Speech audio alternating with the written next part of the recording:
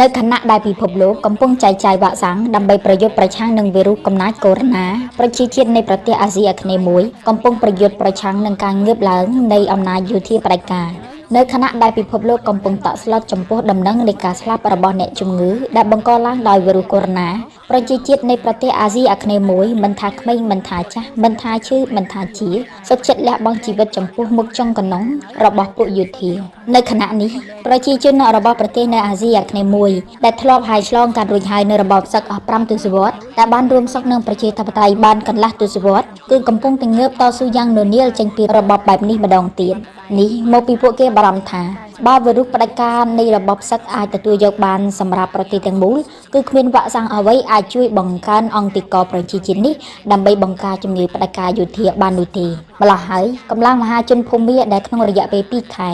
នៃបាតកម្មបូជាជីវិតដោយការប៉ះទង្គិចគ្នាជាមួយនឹងក្រុមយោធារដ្ឋប្រហារគឺស្លាប់មនុស្សអស់ប្រមាណជា540នាក់ហើយទំនងនឹងបន្តរហូតដល់ពួកគេអាចសម្រេចការទាមទារទោះនៅក្នុងតម្លៃនៃការលះបង់ជីវិតប៉ុន្មានអ្នកទៀតក៏ដោយត្បិតថាការស្លាប់ដើម្បីជាតិមិនមែនជាកំហុសទេប៉ុន្តែការសម្លាប់មនុស្សគឺជាឧក្រិដ្ឋកម្មនិងអមនុស្សធម៌បំផុតបច្ចុប្បន្នភាពព័ត៌មានបានឲ្យដឹងថាភាគីខាងយោធា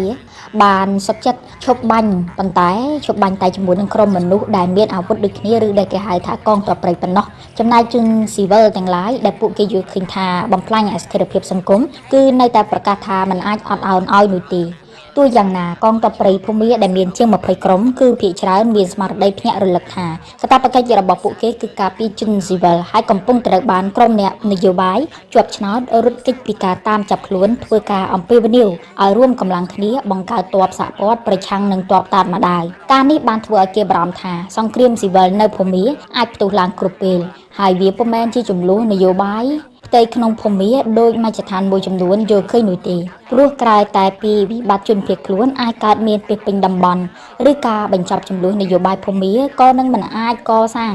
តាមរយៈផ្ទៃក្នុងតែភាគីប្រជាធិបតេយ្យនិងភាគីកងទ័ពឬក៏ប្រជាធិបតេយ្យកងទ័ពព្រៃនិងកងទ័ពរដ្ឋប្រហារបាននោះទេត្បិតភាគីផ្ទៃក្នុងកំពុងកើតមានការបាត់បង់ទំនុកចិត្តសន្ទនាគ្នាស្ទើរតែទាំងស្រុងរួចទៅហើយអ្នកនយោបាយជាច្រើនត្រូវបានសម្លាប់ចាប់ខ្លួនដោយក្រុមយោធាឯប្រជាជនស្លាប់ជារៀងរាល់ថ្ងៃ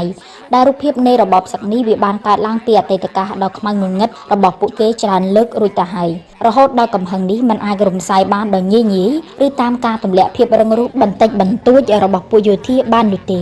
ការនេះហើយក៏នាំឲ្យមានការយល់ឃើញថាវាសនារបស់ប្រទេសភូមាមិនអាចសម្រេចដោយគូភាគីក្នុងប្រទេសបែបចរចា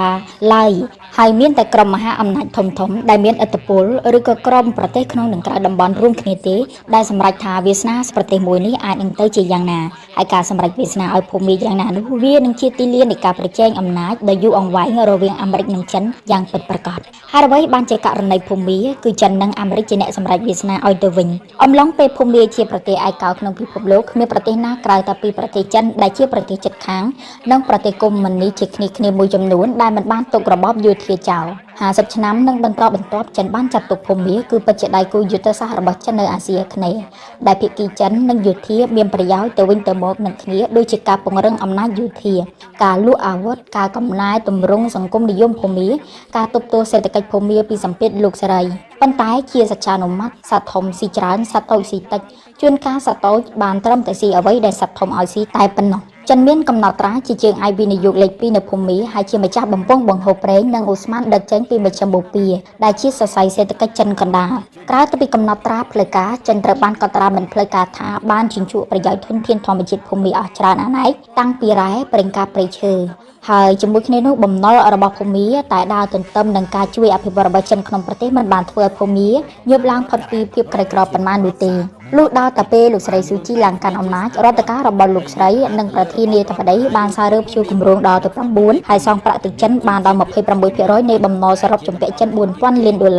ដែលធ្វើឲ្យប្រយោជន៍យូរអង្វែងរបស់ចិនហាក់ដូចជាប់គាំងគួរឲ្យថ្នឹងថ្នាក់ចិត្ត ជាងនេះរដ្ឋការរបស់លោកស្រីថាទោះថាមិនបានប្រយោជន៍ច្រើនពីលោកស្រីតែកំពុងទទួលបានការអភិវឌ្ឍយ៉ាងចម្រុះនៃការបើកប្រទេសទៅកាន់ប្រទេសប្រជាធិបតេយ្យគណៈរដ្ឋការរបស់លោកស្រីត្រូវបានដឹងថាមាននិន្នាការបែបប្រជាធិបតេយ្យជាគុណតម្លៃរបស់លោកស្រីស្រាប់ការនេះហើយធ្វើឲ្យភូមិនៃរដ្ឋការរបស់ប្រធានាធិបតីមកពីបកសម្ព័ន្ធជាតិប្រជាធិបតេយ្យស្និទ្ធស្នាលជាមួយនឹងប្រទេសលោកខាងលិចដែលមានការដឹកនាំដោយអាមេរិកក្រោយពីជួយកំណែទម្រង់ប្រជាធិបតេយ្យប្រទេសនេះតាមរយៈការចាប់បង្ខំដាក់ទណ្ឌកម្មឲ្យរបបផ្សិតទម្លាក់អំណាចរដ្ឋាភិបាលស៊ីវិលដែលត្រូវតែជ្រើសរើសតាមបែបប្រជាធិបតេយ្យតាមអ្វីដែលពលរដ្ឋចង់បានត្រង់ចំណុចនេះ 7 Info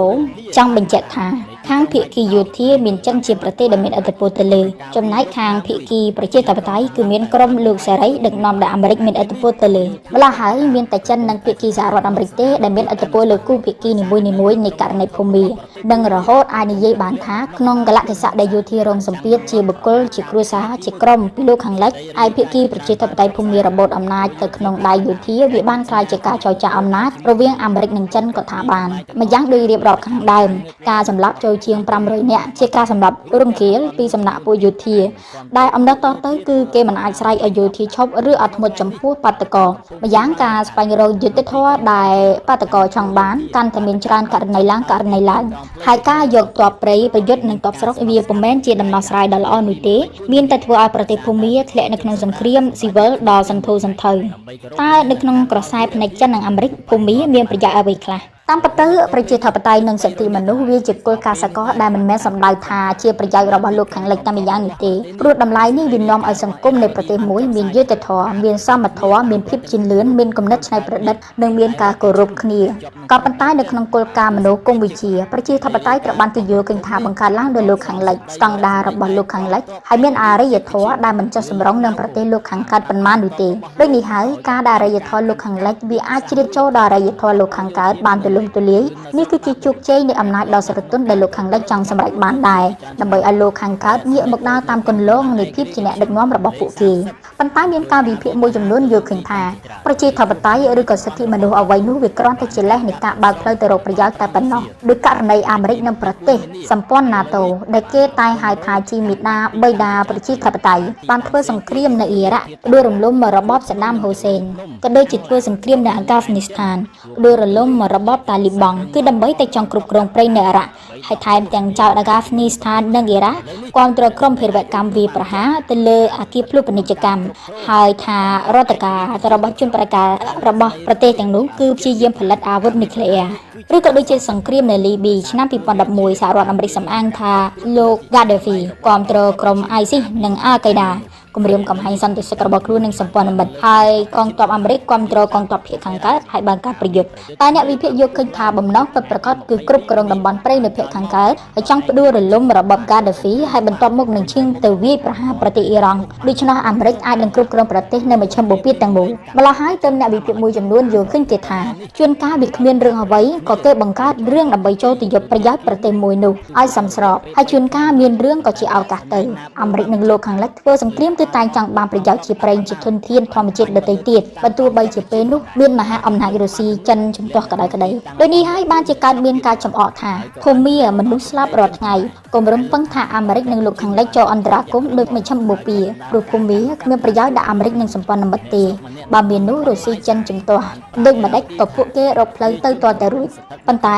7 Info សូមចោទសួរថាបើយកឃើញថារបបសឹកភូមាសម្រាប់មនុស្សជារៀងរាល់ថ្ងៃម្ដេចមិនចោទសួរថាតើមហាអំណាចដែលកំពុងប្រើសិទ្ធិជំទាស់នោះប្រើឡើងនៅក្នុងគោលបំណងអ្វីហើយថាតើការវិភាគថាបើអាមេរិកមិនសម្លឹងឃើញប្រយោជន៍នៅលើទឹកដីភូមាទេគឺអាមេរិកនឹងមិនរុញឲ្យមានអន្តរាគមន៍អ្វីឡើយឬមហាអំណាចមួយនេះគឺជាប្រភេទមហាអំណាចដែលហត់ទឹកសម្លឹងកាគ្មានផលប្រយោជន៍គឺមិនធ្វើតើទស្សនៈនេះមានភាព logic ដែរឬទេអាមេរិកលើកទ័ពចូលវាយអ៊ីរ៉ាក់ផ្ដួលរលំរបបសាដាមហ៊ូសេនគឺប្រើរយៈពេលដល់ទៅ1ខែទើបអាចបញ្ចប់ជីវិតសាដាមហ៊ូសេនដោយយកមកកាត់ទោសនៅចំពោះមុខមហាជនតាមរយៈការព្យួរករប៉ុន្តែការវាយប្រហារទៅលើប្រទេសអ៊ីរ៉ាក់ចិននិងរុស្ស៊ីពិតជាជំទាស់មែនសហរដ្ឋអាមេរិកនិងសម្ព័ន្ធមិត្តអង់គ្លេសបារាំងនៅតែឆក់ប្រើប្រាស់កម្លាំងយោធាវាយប្រហារទៅលើអ៊ីរ៉ាក់ទៀតទំនងមកពីហេតុផលចំនួន3យ៉ាងគឺទី1អាមេរិករកឃើញថាការសម្លាប់រង្គាលរបស់របបសាដាមហ៊ូសេនទៅលើជនជាតិខឺតវាសាហាវគួរឃើញណាស់ដែលស្លាប់មនុស្សដល់ទៅជាងរាប់ម៉ឺននាក់ក តាទី2 សាដាមហ៊ូសេនប្រើប្រាស់អាវុធគីមីប្រឡាយជីវិតមនុស្សកត្តាទី3សាដាមហ៊ូសេនឈ្លានពានប្រទេសទន់ខ្សោយនៅមជ្ឈមបូព៌ាដូចជាគុយវ៉ាដែលជាសម្ព័ន្ធមិត្តអាមេរិកចំពោះអ្នកវិភាគខ្លះថាអាមេរិកសម្លឹងមើលប្រេងនៅមជ្ឈមបូព៌ាទំនងដូចជាមិនសមច្រើនទេព្រោះអាមេរិកចំណាយលុយដើម្បីធ្វើសង្គ្រាមនោះវាច្រើនជាងបានផលប្រយោជន៍ពីប្រេងទៅទៀតចំពោះករណីអាហ្គាហ្វនីស្ថានតើអាមេរិកនិង NATO ផ្ដួលរលំរបបតាលីបង់នៅអាហ្គានីស្ថានដើម្បីអ្វីអាហ្គាហ្វនីស្ថានគឺជាសម្បុកសម្បត្តិសម្បូរប្រេងមិនដែរឬទេអាហ្គាហ្វនីស្ថានមិនមែនជាជំរុកប្រេងមហិមាទេតែលោកសេរីត្រូវយកឲ្យបានពីរបបតាលីបង់ព្រោះវាជារបបសម្លាប់រង្គាលរបបពួកឧទាមតាលីបង់ហើយបញ្ហាចោតចំពោះសន្តិសុខស្ថិរភាពវិហារដល់ប្រទេសប៉ាគីស្ថានដែលមានន័យថាតាលីបង់អាចធ្វើឲ្យអាស៊ីខាងត្បូងឥតសណ្ដាប់ធ្នាប់បានចំណុចដែលគួរឲ្យកត់សម្គាល់មួយទៀតនោះគឺទំនាក់ទំនងដ៏ជិតស្និទ្ធរបស់ពួកតាលីបង់និងអូសាម៉ាប៊ីនឡាដិនដែលជាមេដឹកនាំក្រុមភេរវកម្មអន្តរជាតិអាល់កៃដានៅក្នុងអំឡុងពេលដែលពួកតាលីបង់កាន់អំណាចទឹកដីអាហ្គានីស្ថានត្រូវបានពួកអាល់កៃដាយកមកធ្វើជាទីជម្រកកន្លែងវឹកហាត់ហើយរៀបចំផែនការវាយប្រហារលើរដ្ឋបរទេសហេតុដូច្នេះបានជាក្រោយការវាយប្រហារភេរវកម្មថ្ងៃទី11កញ្ញាឆ្នាំ2001សហរដ្ឋអាមេរិកនិងអង្គការ NATO សម្រេចបើកការឈ្លានពានអាហ្គាហ្វនីស្ថានហើយផ្ដួលរលំរបបតាលីបានជាងនេះទៅទៀតបើលោកសេរីមិនយកអាហ្គាហ្វនីស្ថានបានទេគឺភូមិសាស្ត្រនយោបាយតំបន់អាស៊ីខាងត្បូងនឹងលំអៀងទៅរករុស្ស៊ីនៅក្នុងពេលបច្ចុប្បន្ននេះជាង10ឆ្នាំមកហើយក្រោយតែពីអាមេរិកចូលឈ្លានពាននិងកាន់កាប់អាហ្គាហ្វនីស្ថានក្រុមឧទានតាលីបាននៅតែបង្កជាព្យុះភ្លៀងបង្កអសន្តិសុខស្ទើរតែពាបពេញទឹកដីអាហ្គាហ្វនីស្ថាននិងប៉ាគីស្ថានដដែលសំណួរសួរថាតើអាមេរិកដែលចំណាយប្រាក់អស់ដល់ទៅ2លានដុល្លារនៅក្នុងសង្គ្រាមអាហ្គាហ្វនីស្ថានតើបានទទួលប្រេងប៉ុន្មានមកវិញចំពោះករណីលីប៊ីវិញគឺมันអាចប្រកែកបានថាវាជាសោកនាដកម្មនៃការមិនអាចសម្រេចបាននូវបដិវត្តនៅលីប៊ីរបស់ប្រជាជនដែលទទួលឥទ្ធិពលពីបដិវត្តទុយនីស៊ីនោះទេ10ឆ្នាំក្រោយនៃបដិវត្តលីប៊ីនៅតែពុំមានភាពស្ងប់ស្ងាត់និងសន្តិភាពធ្លាក់នៅក្នុងសង្គ្រាមវក់វីបង្កឲ្យជនរងគ្រោះរាប់មិនអស់ប្រឆាដណ្ដើមអំណាចគ្នាពុះចែកប្រទេសដោយបរទេសលីប៊ីគឺជាប្រទេសផលិតប្រេងបែរជាខ្វះប្រេងខ្វះធម្មពលខ្វះអគ្គិសនីចំណែកអង្គការសហប្រជាជាតិដែលមិនអាចរកដំណោះស្រាយបានកំពុងបន្តជ្រោមជ្រែងបង្កើតរដ្ឋាភិបាលថ្មីនិងរៀបចំការបោះឆ្នោតនៅចុងឆ្នាំប៉ុន្តែសួរថាហេតុអ្វីបានជាបដិវត្តនោះមិនអាចសម្រេចបានគេមើលឃើញថាមកពីក្រុមឧទាមប្រដាប់អាវុធលីប៊ីបានឱកាសចេញមកប្រយុទ្ធជាមួយយោធារដ្ឋាភិបាលដែលជាហេតុធ្វើឲ្យក្រុមប្រឹក្សាសន្តិសុខអង្គការសហប្រជាជាតិបានអនុម័តសេចក្តីសម្រេចចិត្តនៅថ្ងៃទី17មីនាឆ្នាំ2011ដើម្បីចូលធ្វើអន្តរាគមន៍យោធាការពារជនស៊ីវិលលីប៊ីកងទ័ពសម្ព័ន្ធអន្តរជាតិដឹកនាំដោយបារាំងអង់គ្លេសអាមេរិកក្នុងក្របខ័ណ្ឌអង្គការ NATO នៅពេលនោះហើយធ្វើការបើកការវាយប្រហារយ៉ាងសន្ធោសន្ធៅសម្រាប់មេដឹកនាំ Gaddafi បាននៅខែតុលាឆ្នាំ2011ជាងនេះទៅទៀតរដ្ឋាភិបាលផ្ដាច់ការដែលគ្រប់គ្រងប្រទេសអស់រយៈពេល42ឆ្នាំបានដួលរលំលីប៊ីបានរៀបចំការបោះឆ្នោតដោយសេរីលើកទី1នៅឆ្នាំ2012ពលរដ្ឋចាប់ផ្ដើមមានក្តីសង្ឃឹមក៏ប៉ុន្តែពួកអ៊ីស្លាមជ្រុលនិយមដែលតាំងខ្លួនជាតួអង្គបដិវត្តដ៏អស្ចារ្យមួយទៀតមិនទទួលស្គាល់ទេរដ្ឋាភិបាលសេរីដែលកើតឡើងពីការបោះឆ្នោតអ្វីនោះក្រុមនោះបានបង្កើតរដ្ឋាភិបាលនៅត្រីប៉ូលីរួចបន្តដោយរដ្ឋាភិបាលបច្ចុប្បន្នដែលសហគមន៍អន្តរជាតិទទួលស្គាល់ឲ្យមានការបង្រួបបង្រួមគ្នាតែមានឯណាលីប៊ីមានរដ្ឋាភិបាល2តើនៅទីណាមានលីប៊ីឲ្យទៅបង្រួបបង្រួមគ្នាឥឡូវនេះលីប៊ីមានរដ្ឋាភិបាល2ធ្វើសង្គ្រាមឥតឈប់ឈរសង្គ្រាមខ្លាំងក្លាបំផុតនៅឆ្នាំ2019រដ្ឋាភិបាលលីប៊ីរបស់ Haftar បើកធ្វើសង្គ្រាមឆ្នាំ2019មិនមែនដើម្បីដណ្ដើមគ្រប់គ្រងរដ្ឋធានីទេប៉ុន្តែនៅក្នុងគោលបំណងគ្រប់គ្រងទីស្នាក់ការក្រុមហ៊ុនប្រេងជាតិនិងធនាគារកណ្ដាលដើម្បីអាចយកប្រៀបលើរដ្ឋាភិបាលក្រុងត្រីប៉ូលីគេដឹងថាខាងលោក Haftar គឺមានជំនួយទាហានរុស្ស៊ីហើយខាងត្រីប៉ូលីមានជំនួយទាហានទូគីទង្វើនេះវារំលោភទាំងស្រុងបម្រាមរបស់អង្គការសហប្រជាជាតិហើយដរាបណាមានទាហានបរទេសនោះវាមិនអាចដោះស្រាយការបង្រួបបង្រួមជាតិបាននោះទេ